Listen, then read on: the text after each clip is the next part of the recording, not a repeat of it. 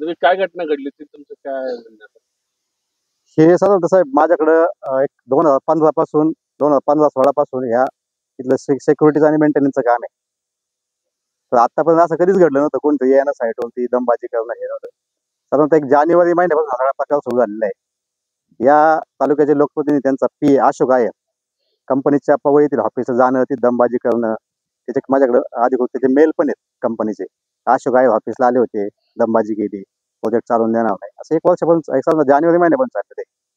5 नोव्हेंबरला साधारणतः विकास पवार नावाचा एक राष्ट्रवादीचा जिल्हा उपाध्यक्ष आहे गुंड प्रवर्तक याच्यावरती गुन्हे दाखल आहेत विविध पोलीस स्टेशनला.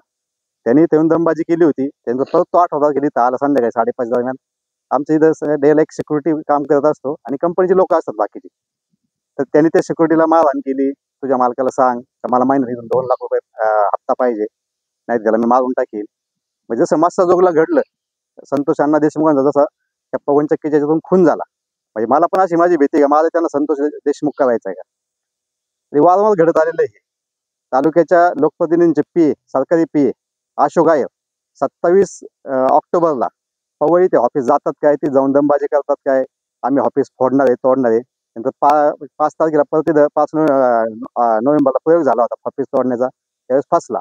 8 नोव्हेंबरला तोडफोड केली आणि जाताना तालुक्याच्या लोकप्रतिनिधी नावाने सांगत होते तुम्हाला त्यांनी सांगितलं पवन चक्की बंद करा हे करा तुम्ही का करत नाही. आणि 8 नोव्हेंबरला संध्याकाळी अशोक आयवांचा फोन पवईच्या ऑफिसला जातीच्या व्यवस्थापकाला तुम्हाला सांगितलं होतं आम्ही आता तुम्हाला ट्रेलर दाखवलाय, पुढच्या वर्षी आता आम्ही तुमच्या माणसांना हे करू, तुमच्या कंपनीच्या कामगारांना मारहाण करू, तुमच्या पवन चक्कीचा प्रोजेक्ट फोडून टाकू, तुमच्या पवन चक्क्या पाडू. इथपर्यंत प्रकार गेलेला आहे. म्हणजे नेमकं तुम्हाला करायचंय काय याचं साहेब अशी भीती वाटायला लागली उद्या उद्या आमच्या जीवाचं काही बरं वाटत होतं काय. आतापर्यंत असा अनुभव कधीच आला नव्हता.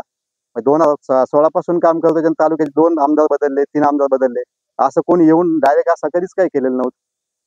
आणि हे वारंवार घडते. जानेवारी महिन्यापासून घडतंय. मी जाऊ द्या आज बंद होतील, उद्या बंद होतील, परवा दिवशी बंद होतील, त्यांना निरोप पण पाठवले, सगळ्या गोष्टी केल्या, पण त्यात काही बदल झाला नाही.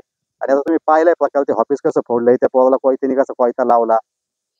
आणि राष्ट्रवादीचा उपाध्यक्ष तो जो पवार आहे विकास पवार, त्याच्यावरती विविध पोलीस स्टेशनला विविध कलमांतर्गत गुन्हे दाखल आहे. त्याची जर तुम्ही माहिती घेतली त्याच्यावरती 7-8 गुन्हे दाखल असतील.